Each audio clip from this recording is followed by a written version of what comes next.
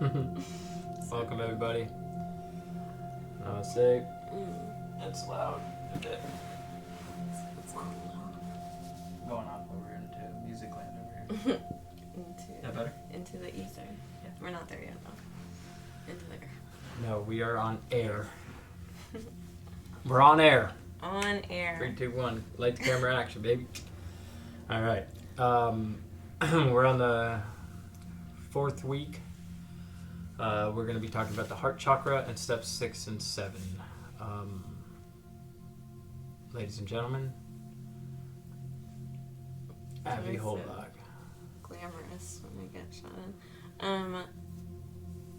Was there anything that came through this week, comment-wise or anything? I'll double check. You could just start, but okay. I'll look. I don't think so. Okay.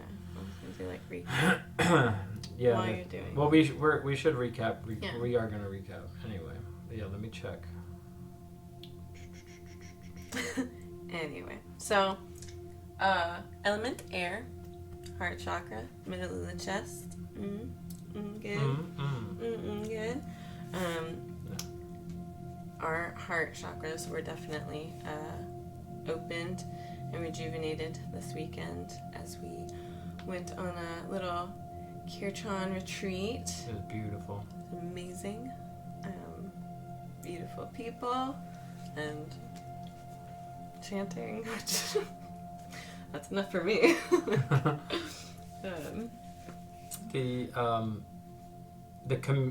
Having a community is, when we talked about the 3 parts of addiction recovery and the 12 steps, the fellowship or the body of the sangha or community, that's so aligned with heart.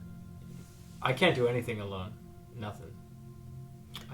I was actually talking about that at work today, because some guy wanted to say, like, I can do this. I said, we brought up just like the clothes on our backs, like we cannot do anything alone, like he didn't make those clothes, and I broke it down, and it doesn't have to get that crazy. No, but that's it. I never even thought about that. Mm-hmm. Like, something had to weave these clothes, because if not, and I was picking on him. I was like, and maybe you bought them yourself, but I guarantee your ass didn't wash them yourself. So.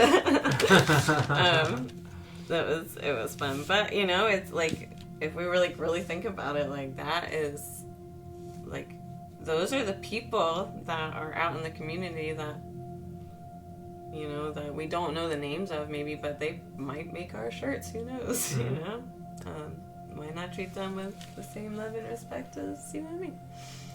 Anyhoozle. Air element. Oh yeah, I'll be taking notes. But let me click.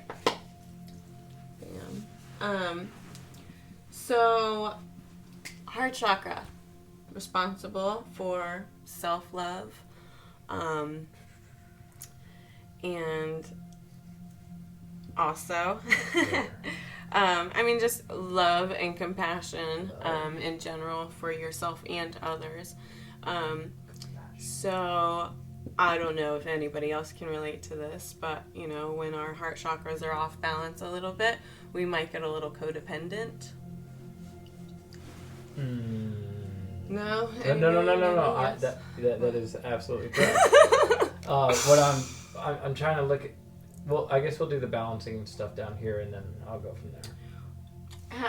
What are you trying to do? When let's work on this together. I can't do nothing alone. When we speak to so I wanted to put some bullet points of like what heart chakra is, right? So air, love, compassion. Mm-hmm. I know that the animal is just. This is one that I do know. It's the black antelope, right? Yeah, the antelope. I was just looking at his packet and. Antelope or deer. I have not ever associated an animal with a chakra, so that is... Yeah. Why not? But of course an antelope. Yeah. Well, it like the root, the base is elephant, sacral is the crocodile. I don't think we discussed that last week. But sacral's the crocodile, and then the element fire, the solar plexus. I want to say it's a lion or something like that. I'm not 100% sure. Let me get back to you on that one. But this one's the antelope or deer. The deer, I know in the medicine wheel, the deer is like love and compassion. I mean, nothing shouts love to me like an antelope. Like an antelope. What else do we have here? A lot of people associate this the color green. I'm not big on the colors of the chakras. However, if that works for you, by all means. I also like to... there's like a part of me that wants to keep the old tradition, but then there's a part of me that wants to be effective. So effective... Yeah, I meet people where that. Yeah, with effectiveness, go off this color scheme, this chakras, the way that you see it in these types of descriptions. It's all the message is still. But yeah, whatever can help you grasp the concept, that was definitely what I gravitated to when I was first learning about these things. The sense is touch.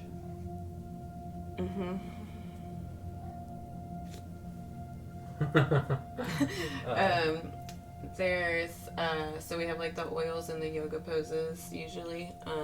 I did, again, I don't know about the sense and everything, and I think that's where it comes down to your own personal dosha and whatnot. But rose and lavender and frankincense were the big three that I saw. Good info. What I'm going to do here, I hope you guys can see this. I know I've been struggling with this. I'm doing what I can. The positive or a balanced heart chakra is going to look like acceptance and self-love. I'll just put acceptance because it's like the biggest thing. Acceptance of people, places, things, yourself, all of it. Yeah. It really is just a pool of acceptance in my eye. This is where it comes to like... like I said, like codependency if it's out of whack, but like balanced is, you have boundaries and you are able to stick to them and use them, and that is self-love right there. Like, and that too took a while for me to grab onto because I didn't want to hurt people. But really, what it came down to was the fear of confrontation, and I didn't want to hurt people's feelings. And I thought I was codependent, and I thought I was a people pleaser. Really, it came down to a fear of I don't want confrontation. I don't want to be wrong. And I don't want to hurt people's feelings. Yes. Yeah. Pride's a big one. I heard a guy tell me one time. He's like, man, your problem is intellectual pride. And I never even heard that. I never even heard that term before. Intellectual pride, meaning I know, and don't you threaten me. Don't threaten my ego. Yeah. And that was my problem. He was right. Most of the people that tell me stuff like that, they're right. I just don't want to admit they're right. You're too intellectual pridefully. Yeah. Oh gosh, yes. We're sick people. Sick. So let's talk about the negative side of this. Grief. Codependency. Grief, and I'll just put code-D. Let's talk about codependency, shall we? Let's. What do you want to know? People ask me all the time, they go, what is codependency? Like, what's the definition of codependency? Relying on somebody else to fulfill your happiness or your peace or whatever. Like saying like, I'll be happy if this other person does this or whatever. So it's like, for example, like if I needed Abby to be here in order for me to be well, I'm codependent. If Abby left right now, I would be very hurt, but I would still be perfectly content in my recovery, perfectly content with life, and I would be able to accept it and move on because my heart's finally open. Right. And this is... It would hurt. Oh, right, 100%. Yeah. There's no saying... But I take it to God. Right, exactly. This is where, like, if we were both actively codependent, me leaving 5 times and coming back 6 times, that kind of stuff. Like, so one of the questions, see, I didn't even prepare any of this. I usually don't. But one of the questions would be, like, have you gone back into a toxic relationship over and over and over again? Yeah, I did that many times. Actually, can you write these down for me? Because I'm codependent. Nope. Just kidding. Just because I'm a nice person. So yeah, that's one of the. So like to find out, like, hey, do I have imbalanced heart energy? Do you continuously go back into hurtful relationships? If you did that more, see, I always say, do it once. What is it? Do it once, shame on you. Do it twice, shame on me. I forget. Fool me once, shame on you. Fool me twice, shame on me. Fool me three times. You're a fucking idiot. I don't know. So after if you go back to the same person, I mean, I understand second chances. People make mistakes. I understand relapse. I understand that everybody's path looks different. Some people it takes a long time, but after you give someone a second chance, there shouldn't be another chance. In my eyes, like today I can't say that. What? Right. So you can say that? Yes. Yeah. Mm-hmm. Because I've come to accept myself, and I don't need to rely on that other person. Now, it's different if, like, all right, well, you broke up, and you don't let this person back in your life, and 5 years down the road, they're 5 years sober, and they're doing extremely well, and you guys connect back together. That's different, because you weren't chasing back. You weren't like, oh, I need you here. Yeah, all it is addiction to another person. We come into AA, and, they say we have a God-sized hole in our heart.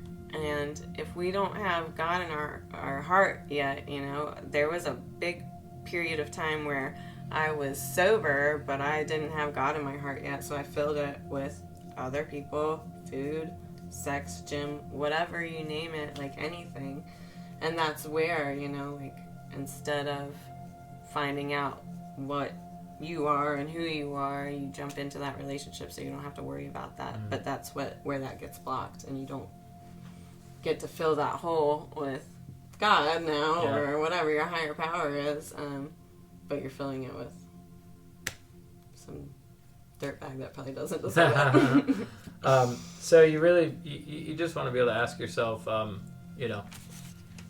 I like, it's not intentionally, but do I do repeated things around relationships and over and over again and expect different results? Yeah. That's the insanity of a blocked heart. Mm-hmm. I don't even like the word blocked either. Man, I'm full of it today. Imbalanced. If it was blocked, your heart wouldn't beat. You know what I mean? Like, there's that. Yeah. So it's not blocked off. It's just not a healthy flow of energy. Yeah. And don't mind me today. I'm a little off. Abby's steering the boat today. We're fasting while we're doing this. I get grumpy when I fast. This is funny too. So I'm going to tie this in. I got a little bit like grumpy or like tired like after my last group at work today. Like I was like beating myself like, what the hell is wrong with me? And I'm like, dude, like it took me like probably like 20 minutes. I'm like, dude, you haven't eaten since yesterday around 8 o'clock. You just did like 3 groups around a bunch of mentally sick people. And now you're going to sit here while you're on a computer doing notes, which I hate to do. At least favorite part of my job. And I'm beating myself up. I'm like, what's wrong with me? There's something wrong with me. Like, you're just on retreat. You should be great. And that is actually a sign that there is something going on in my heart space that's not just like because part of this is self-acceptance. I'm not accepting like, hey, I'm just a little tired. I'm fasting. Like, it's okay. Do your stuff and get out. Yeah. So it's just funny. So that's another thing. Another question would be like, do you consistently beat yourself up over your natural state of being? Yeah. Hey. I do this a lot. I always like, I'll put like, be careful of this. I'm just gonna hopefully save you guys some pain. Don't put hard expectations on yourself. Don't put any expectations. Thank you. Because like we're gonna have bad days. Just because you recover from alcohol or a mental disorder, it doesn't mean that you're not gonna have bad days. It means that you can learn and understand acceptance of the bad days. And what am I learning here? I did a whole group this morning about when you're feeling pain, what am I learning here? Something's uncomfortable. What am I learning? And that was a really hard transition for me. I still really struggle with that. I beat myself up for being human all the time. It's crazy. What? Hold on. Say the question again. Do you consistently beat yourself up, or are you consistently hard on yourself for your natural state of being? Natural state of being. That's what it was. Yeah. Because we're human. So yeah, that's. No, I'm gonna forget it again. So you probably. No, natural. The natural state of being is what I needed. Right. But that is. I've always known. Okay, so I'm going to jump back here for a second because I was looking at some of the associated addictions with the heart. So it's smoking, tobacco in general. She looked right over at me. I've been looking right at you most of this time. You just got defenses, just saying. It's related, but it makes sense. Air, smoking, sugar, and like sweets. Me again. I use stevia. Yeah, but how much ice cream do you eat? And like, God knows what else. Just have to defend myself. Yeah. Opiates, sugary alcohol, ecstasy, love addictions, and then eating disorders also are related to the heart chakra. I get that though, because you never eat a food and you're like, oh, it's so warm and fuzzy, and like it just gives you. It's a dopamine thing. I really think. That and part of acceptance. Yeah. That was where mine came. I couldn't accept myself because I thought everybody else was judging me, and I thought I needed to look a certain way and whatnot. So,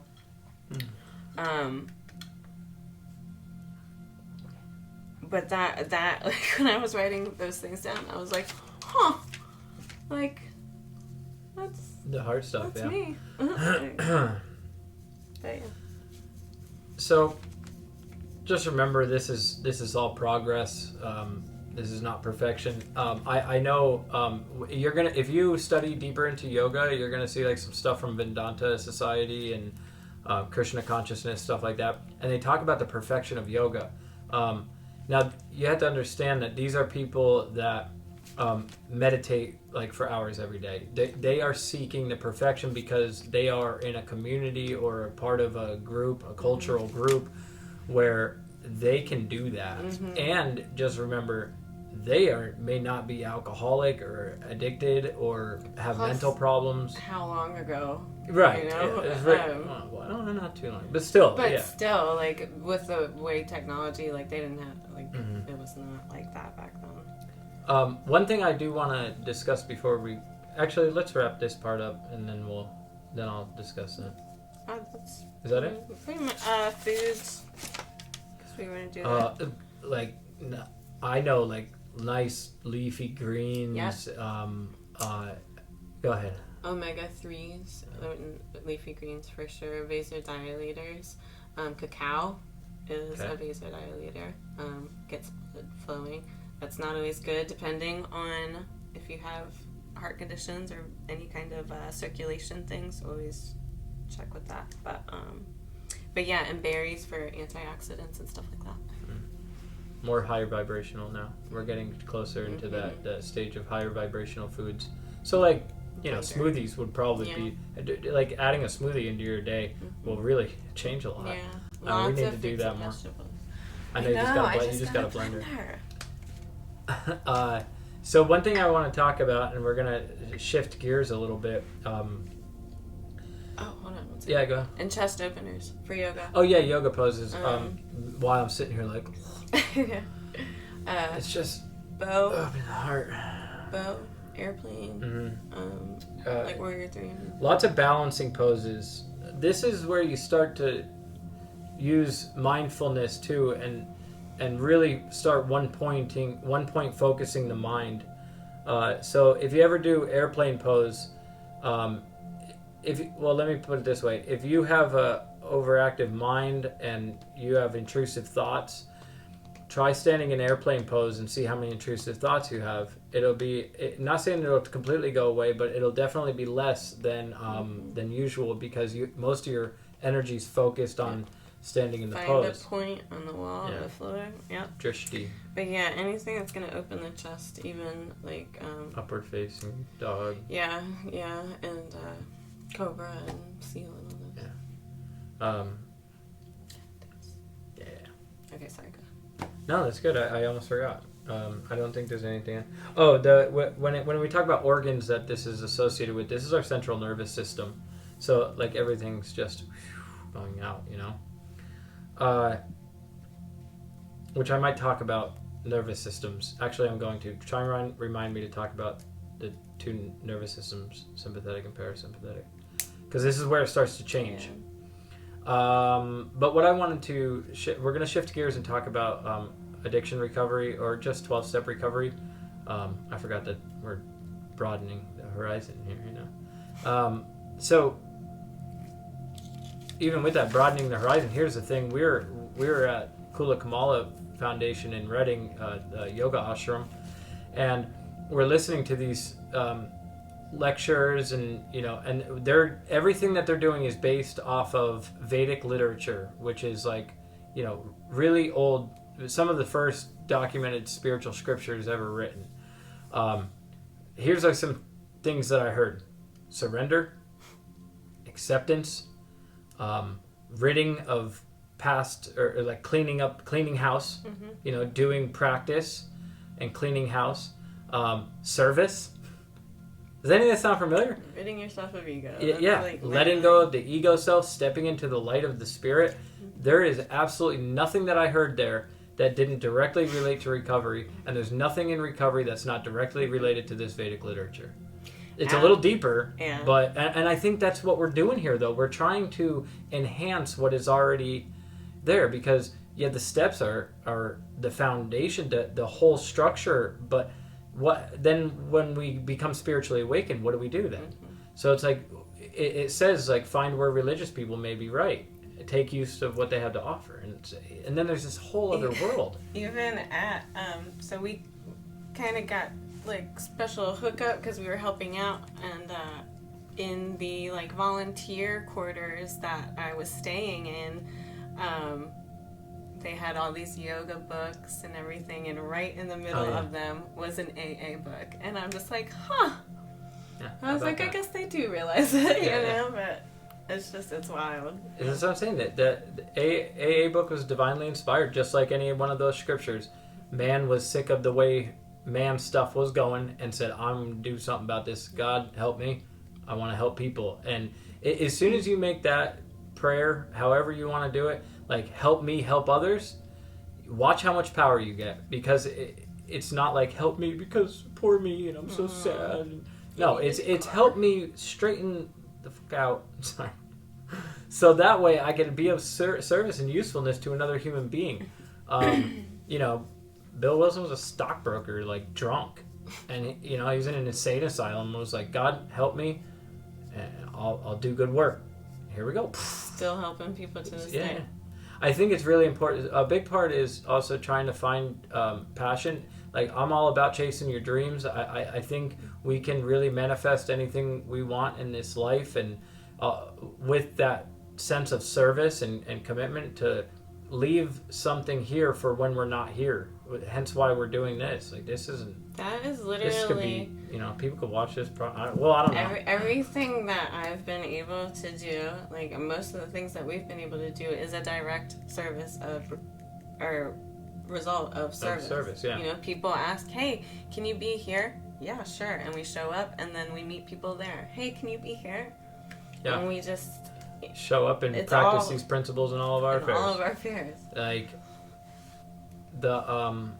now one thing that I will touch on is the Bhagavad Gita, because we were studying that all weekend, and the part of karma yoga, though, and I may have mentioned this in an earlier video, is you're gonna start reaping some of the fruits of the actions you're performing. So, like, I'm helping 5 people next, or whatever, and next thing you know, like, all of a sudden all these things that I wanted in my life start showing up, you know, and you have to remember that if it weren't for the grace first and the guidance that you got first and the recovery that you first set on this path, you wouldn't have any of that stuff. So you got to be careful of that pride and ego and all that stuff, because it's like kind of waiting for it to be like, oh yeah, look at it, now you're special and you're somebody again, and I get you again. So it's like so the Karma Yoga says selfless acts of service without seeking the fruits of the action. So not doing, and then once you start getting the fruits, it encourages you, actually it tells you, do not attach to the fruits. They're not yours. And share what you have. Invite people to your home, whatever. So this is a whole part. This is all about forgiveness. This is all about love and sharing and openly getting vulnerable and talking. So I want to shift into the addiction part here in the 12-step recovery. And I'm going to read something out of the book. So at this point, you should have taken stock and trade. You should have taken some inventory. I am still... I'm a little bit behind what we're doing here because I'm sponsoring somebody, and we're doing step 4 right now. So my inventory is about half done. And it's so funny how we can... After so much time, I can still find so many things that are pissing me off. So this is why annually I do it, because there's going to be things that show up. So step 4 is taking the inventory. So everyone should have done that by this point. Then step 5, finding someone who you trust to talk that inventory over with. If you didn't get to that point yet, I strongly encourage and suggest that you do that. If you miss out on that step, I don't know what's going to happen. I don't have experience with that. When someone told me to do something, I did it because I was hurt enough and I wanted to not hurt anymore. So when someone said, hey, you're going to write these 3 inventories and you're going to find somebody, or you're going to come back to me and you're going to talk to me about it, I was like, yeah. And they're like, all right, you have a week. I'll see you in a week. And that's kind of why I do this a week by week thing too. And me with my sponsees, I do the same thing. You have a week. So not that I would, even if they came to me after a week and they didn't have it done, like that's okay. But the thing is that we can't do it. Like you could come hang out and we could talk about stuff, but we can't go any further because it says here that it's an action thing. Yeah. So hopefully everybody has the inventories written out and has talked it over. I'm going to not assume. I'm going to move forward. If you hadn't done that, maybe you should just pause this and wait See until you next week. and just wait. And as like I said, it's okay. Yeah. Just wait until that work is done, because you don't want to start jambling the mind with this other stuff. I mean, they're going to talk about promises that are going to start showing up in your life, and I want you to be able to actually feel that and not be like, oh, like it's just wishing it, or something. So it's okay, but just get that work done. So same thing with about the story work too. Like with that worksheet, at least that's what could be some of the truth that you found out about yourself and just identification of that story. But anyway, at this point we're at step 6 and 7. So I'm gonna go through like it talks of what to do right after step 5. Okay, so right after, and it's hard when we're doing it on here because I can't really. Sorry. So after you do step 5, it says we pocket our pride and go to it. We pocket our pride and go to it, illuminating every twist of character, every dark cranny of the past. Once we have taken this step, withholding nothing, we are delighted. We can look the world in the eye. We could be alone at perfect peace and ease. So this is one of the promises. We could look the world in the eye and we could be at perfect peace and ease. Isn't that just a beautiful promise as a result of doing that inventory? Our fears fall from us. We begin to feel the nearness of our Creator. We may have had certain spiritual beliefs, but now we begin to have a spiritual experience. So this is totally different. Like, there's a difference between believing in God and experiencing God. you'll know when you know. The feeling that the drink problem has disappeared will often come strongly. We feel we are on the broad highway, walking hand in hand with the spirit of the universe. That's just great promises. I love this that whole paragraph. Returning home, we find a place where we can be quiet for an hour. An hour. I'm just going to say it one more time. For one whole hour. Take a timer if you need Quiet. to. Set it for 60 minutes. Sit down and you have your list that you already had talked over with somebody, and however you want to meditate, you want to light some incense, have some candles, but this is a time for you and your creator to sit in harmony together, because finally you guys can meet. Because beforehand you couldn't meet because you're jambled up with all this nonsense. 100%. I definitely I had to experience God before I knew Him, and it was from this. So for 1 hour, carefully reviewing what we had done, we thank God from the bottom of our heart that we know Him better. Taking this book down from our shelf, we turn to the page which contains the 12 steps. Carefully reading the first 5 proposals, we ask if we had omitted anything, for we are building an arch through which we will walk a free man at last. So we talked about the cornerstone, we talked about the keystone, and then right here they say we are building. It's still saying we are building, so it's still the work. An arch in which we will walk through a free man at last. Is our work solid so far is one of the questions. Are the stones properly in place?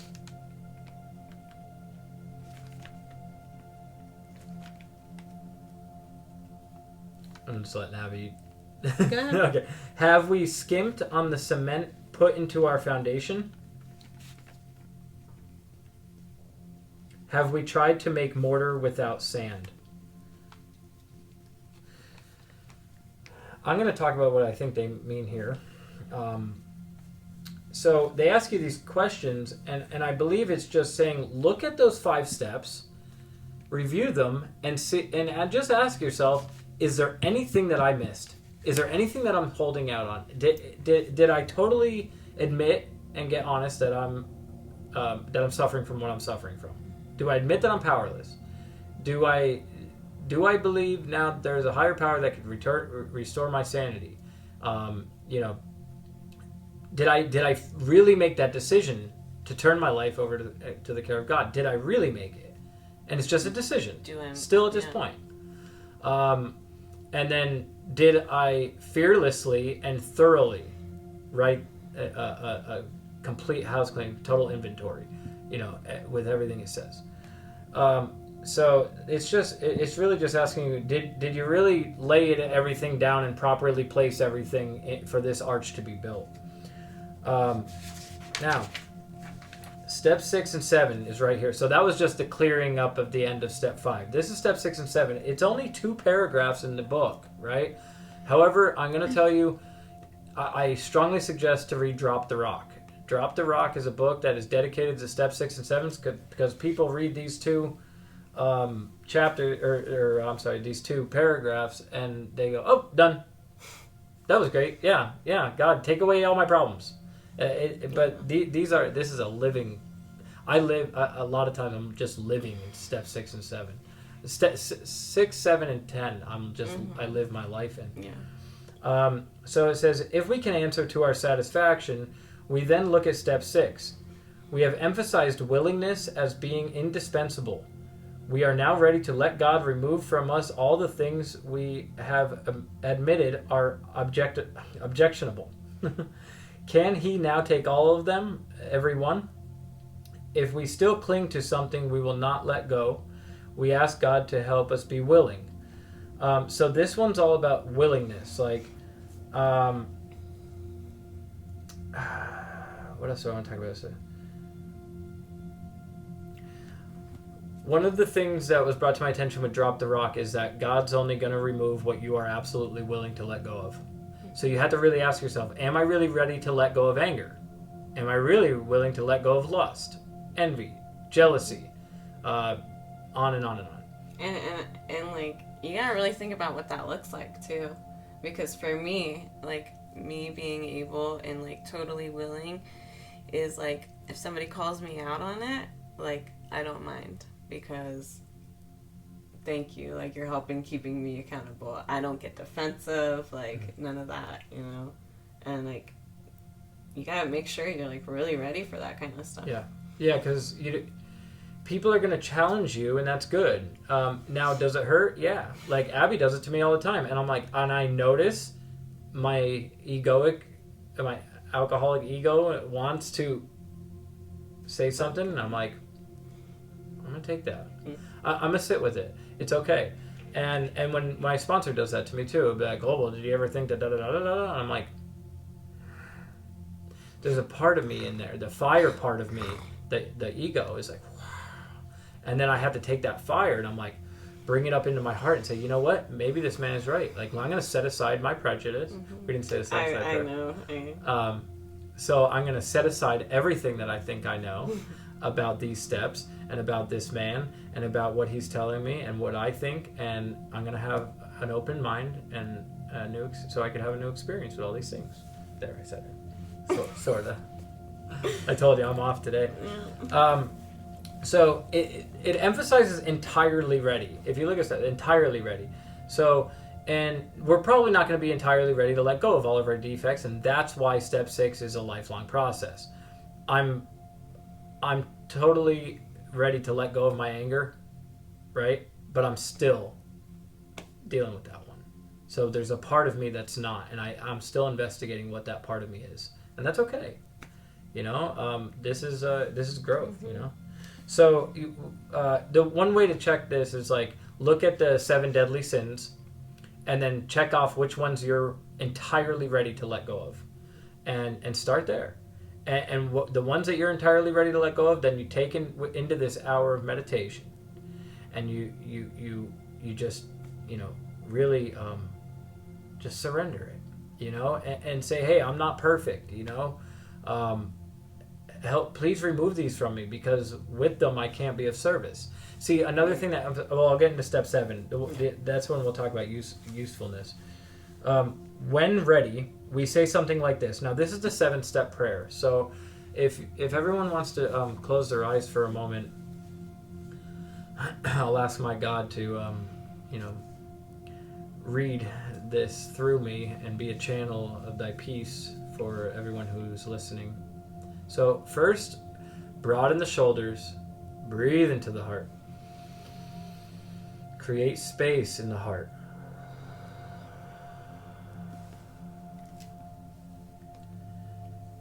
My Creator, I am now willing that you should have all of me, good and bad. I pray that you now remove from me every single defect of character which stands in the way of my usefulness to you and my fellows. Grant me strength as I go out from here to do your bidding. Amen. Take a nice deep breath. Let that steep for a minute in the heart.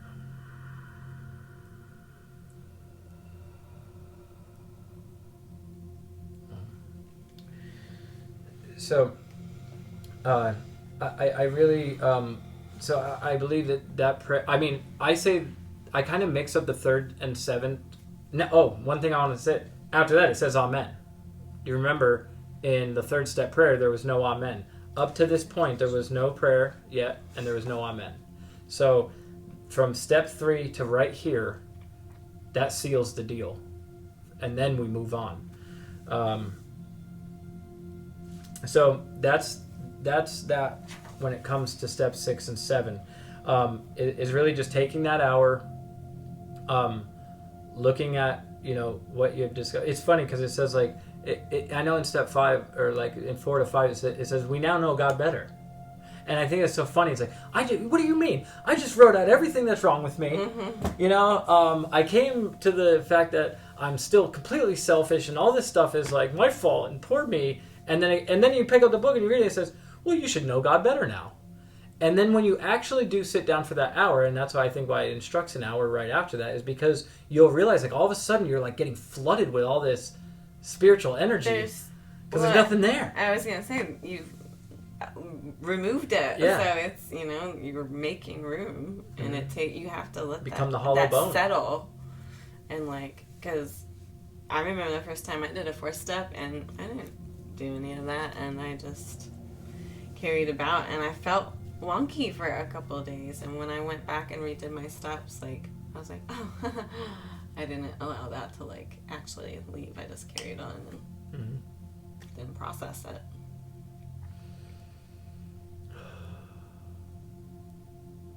Krishna Govinda. Yeah. So, Drop the Rock is an excellent book. There's not much more I have to say on that because really, Drop the Rock will take care of that.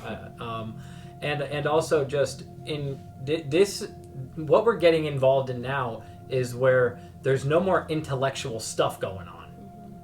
Now I became the hollow bone.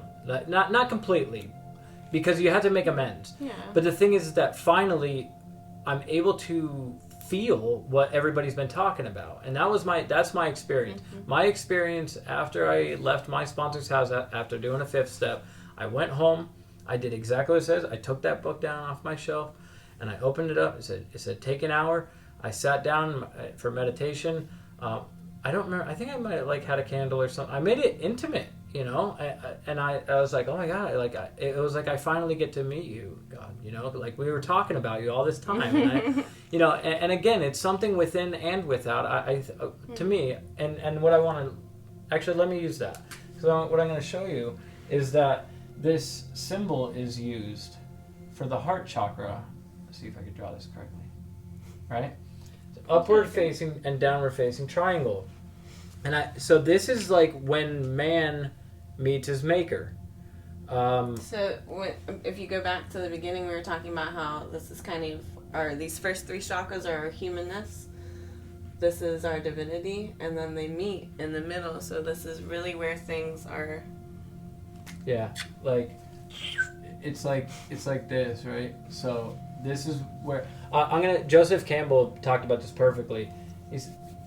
It's like when we reach up, and there's the triangle. We reach up to the sky, or to the heavens, and at the same time that we reach up and ask, it's like the divine reaches down and touches us at the center.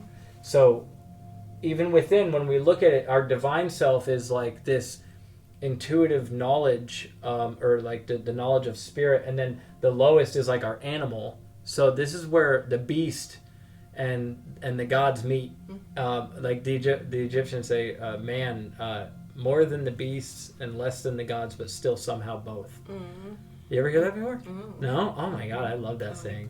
Yeah, more than the beasts, less than the gods, but somehow both. And this is where it all happens, right here, right in the center.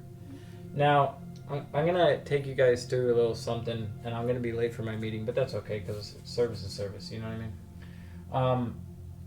So all this stuff is going to be, it's in the packet, and I'll have the link there, so if you missed anything. I'm just going to erase this because I'm going to take you on a little journey of what sacred geometry is, and because this is my favorite stuff in the world. Yeah. So we want to see when you take that hour meditation, like I said, with my experiences, I sat down and I felt light. I felt something, I felt lighter, and I also felt the presence of light. And there was a fluttering in my heart. And if you want to tell them what the Anahata means, as I go through this. Yeah. So it's translated a few different ways. Unstruck, the sound of things two things unstruck. My favorite is sound produced without touching 2 parts. I don't know, but that's my favorite. Yeah. I heard it basically the same thing as Abby just said, is the sound of 2 things not striking together, which doesn't even make sense to us. But this is the Om. Yeah. This coming is together. No, that was we get excited. Yeah. Do you see how the demeanor changes? Now, I put this to test many times. I've done groups, and I said, okay, well, what's wrong? We're going to talk about what's wrong, and all that, and everybody's just stuck in their ego self, right? I'm like, okay, well, what are you grateful for? And as soon as you bring them here, it's like, oh wow, because that's life force energy. Without that, we are dead. And our bodies are alive, but we're dead inside. Yeah. So the heart is the transmuter between these two worlds. Like, so we have the upper and the lower. And the heart is the space in between these two things where it all comes together. And so this is the halfway point, and this is where you're going to start to feel and experience and start to understand what you are hearing in meetings, and starting to finally connect, and you're going to be like, oh my God, yeah, I know, I had that similar experience. And you'll start seeing synchronicities, and things are aligned, and they're, you start to see the totality of things. So when this symbol, everybody knows as the Star of David, which it is. This is also the symbol for the heart chakra. It's also this is like the keystone in the flower of life. Okay, so without this two points coming together, there would be no flower of life. And flower of life is everything. It's the genetic makeup of all of the universe. So when you look at the points that are here, right? Everybody always sees my necklace and like, that's so cool. I'm like, yeah, it's really, really deep. Yeah, it's really cool. So it's got in there. Yeah, and you may see this type of symbolism around in various different things, and there's a reason for it, because it actually harnesses life force energy. I don't want to totally mess this up, but basically the flower of life is that, or I'm going to put it like this. So there's a point in the center. That point in the center splits itself into two. Oh, that's terrible. Hold on. I gotta do it bigger anyway. So there's a point. Damn it. One more time. Point in the center. So basically, in the center was the unity, the unified field, right? Or the space in which there was nothing and everything in this condensed thing. And then it split itself, which created two circles. That's a little better. No, it's not. It's beautiful. Thank you. And then those two split themselves again. And then again. And then again. And again. And again. And it just goes on and on. Now, where do you see something like this? I forget how I connect all this together. Something like that. Anywho, I'll say it like any hoozle. Any hoozle. So where do you see something like this happen? And this will, my hand or my drawing is not the best, but it would just continuously expand out and out and out and out and out. We see this in all of biology. You come from this, and this. See, if I started from here and I went out. We all started as that little. We all started as a dot. One little dot. One dot. So if I put this in the center of this and you go out, it'll just keep recreating that pattern over and over again. If you look up in the corners over here and over here, one side is the Metatron's cube, which is this is Metatron's cube. And then the other side is the flower of life. And actually highlighted in it is the tree of life as well. Mm-hmm. Oh, right. And that goes, see, that's a whole nother. No, it's all perfectly tied together because the tree of life then connects into the Kabbalah, and the center of the tree of life is this at two intersecting triangles, hence why it's the Star of David. So it is all just one thing.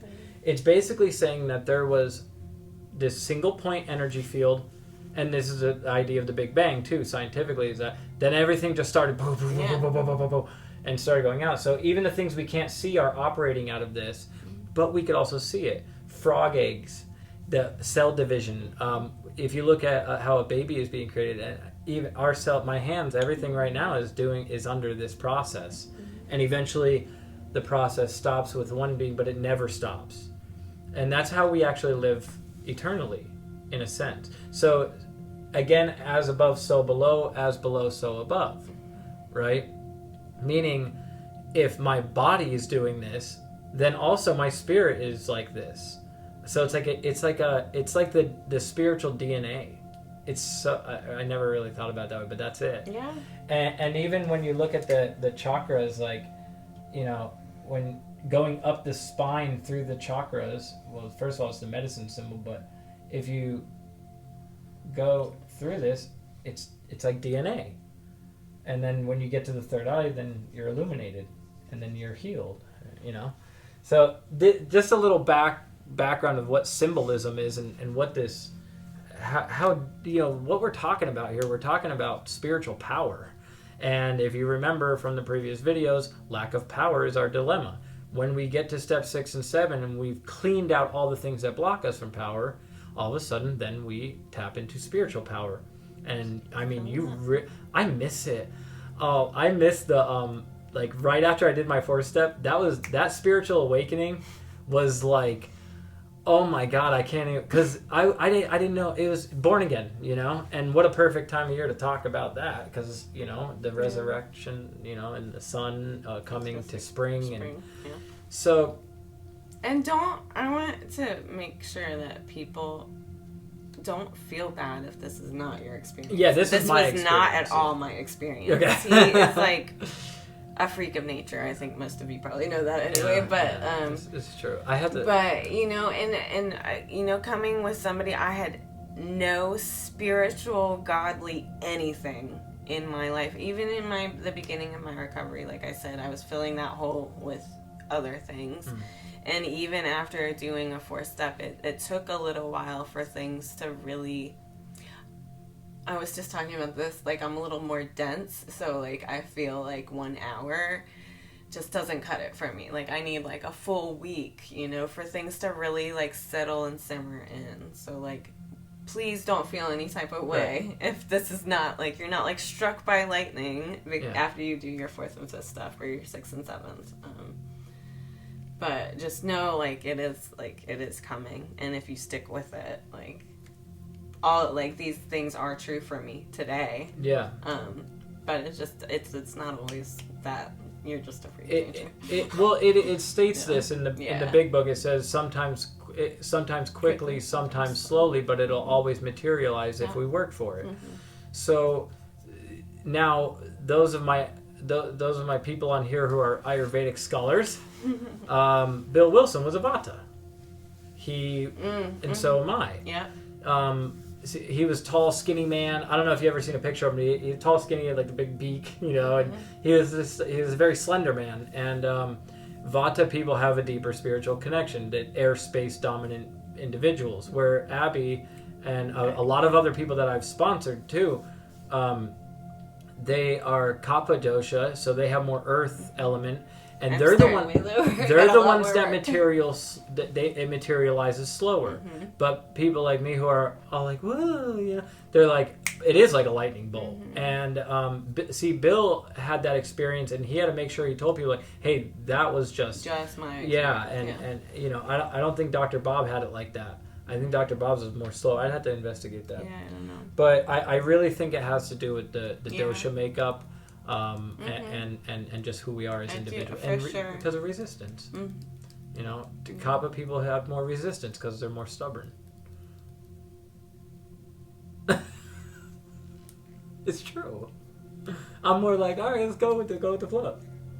I'm a very weird Kapha person. Yeah. Anywho, that's it. We are gonna do maybe on the last week, because we're gonna be through it and there's really nothing more to talk about except for service. We'll probably do Ayurveda on that last week. So we can do it. I'm glad I got to break this down for you guys. This is just know we only see a little bit of what's going on. We only hear a little bit of what's going on. The world of spirit is infinite and beautiful and everything else. So it's like beautiful and it's sometimes not. Yeah. But we're as human beings, we're so limited to what we can actually, what's actually there. And you know, I've had moments in my life where I get these like big leaps forward, or leaps and bounds. So I take a step forward and then I'm still stuck somewhere, and you know what I mean? So So I hope we covered everything. I think that's it. Meeting the upper and lower worlds. You know, trying to stay centered in the heart. Practice some mindfulness. Trying to stay present. A big part of this is try and stay present. And forgive yourself. Listen, you're not the same person now. If you did this work last week, you are not the same person now that you were then. So that person had died, and this person has just been reborn. That's where we're at right now. All right. So forgiveness, meditate on forgiveness, and part of what the fourth step said is in the last column it said, you know, these were sick people. We start to see that the people who harmed us were spiritually sick. You were spiritually sick. Can you not give that same type of compassion and forgiveness like you would give a sick man? I was just gonna say that. I guess still. Sorry. So that's that. I wanted to do a little sacred mantra. I should say. I'm not going to. Mantra? Yeah. The people that we were with. You want to chant some mantra? I love them so much. Oh my gosh. I do just before I chant this. I do just want to say that Bhakti yoga is the yoga of devotion, the devotional love for God and your true self, your true nature. Like I said, it's inside of you. You know, we just have to remove the obstacles and get through that. Well, we don't have to. We have to allow it to be whatever. We gotta clear some shit out to be able to remember. That's it. We all have this. So light. we were really blessed to spend a weekend with people who are steeping in bhakti. So devotional love. It's very similar to what Christians do with Christ. Everything is in the holy name of, except for they use lots of other holy names. So and they're just wait. I mean, go ahead. These people are literally picking lint off the floor, preparing the space for God. Yeah, it's not like it's way beyond any Christian I've ever seen. Yeah, it's total devotional service, like self last. It's wild. So the one mantra that I'm trying to say it correctly now. I used to bust on Sonia too, and I'm like, but I gotta respect that tradition. So it's actually pronounced mantra. So the mantra that I will be chanting tonight is to Krishna. Well, the many names of Vishnu, actually. So Vishnu is the sustainer, associated with the loving, sustaining heart, and the preserver of life. So there's many different names that Vishnu goes by in different incarnations and different things like that in the mythology. So we'll be chanting Shri Krishna Govinda Hare Murare He Natha Narayana Vasudeva. You don't have to know that, just enjoy. Just enjoy. These are just such divine names in Sanskrit. And so, I'm gonna have to turn. Wait, will that go with it? Yeah, it's fine.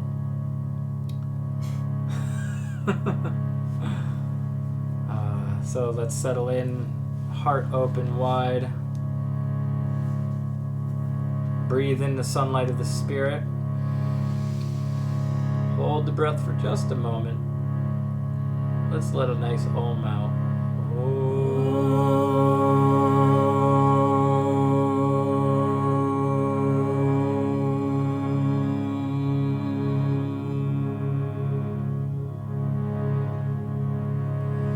Shri Krishna Govinda Hare Murare He Natha Narayana Vasudeva.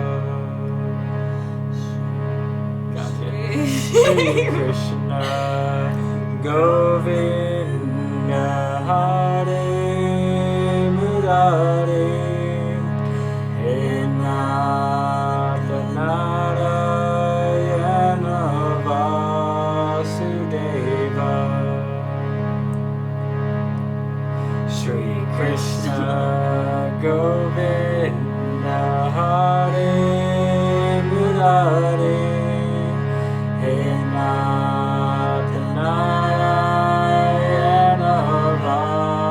Vasudeva He Nath Narayana Vasudeva He Nath Narayana Vasudeva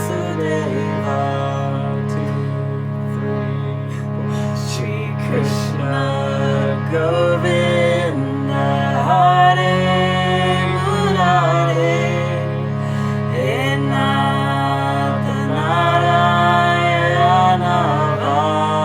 Vasudeva 2 Shri Krishna Govinda Hare Murare He Nath Narayana Vasudeva He Nath Narayana Vasudeva He Nath Narayana Vasudeva Shri Krishna Govinda Hare Murare He Nath Narayana Vasudeva.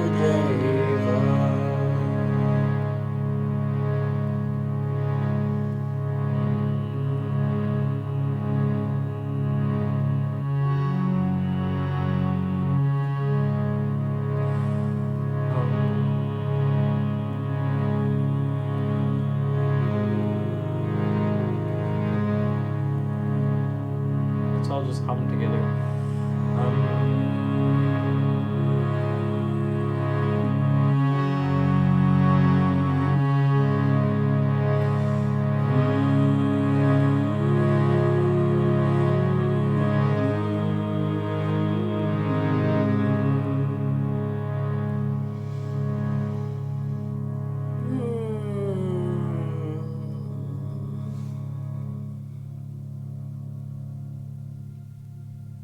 It's been a while.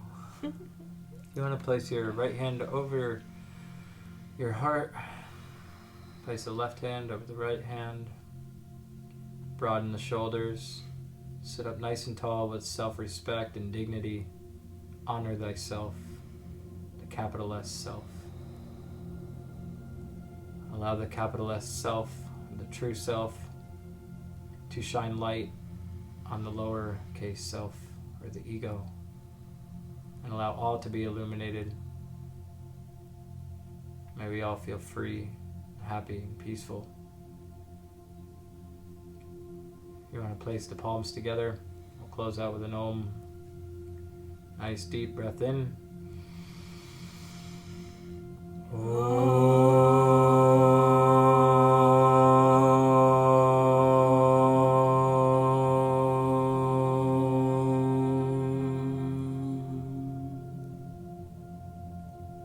Till next time, take care. Namaste.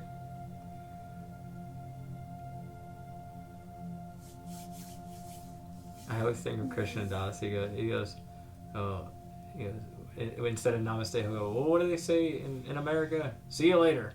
Yeah. Like, all peaceful, like, say, all right, see you later. All right. Ciao. Ciao. Thanks, everybody. See you next week. Oh.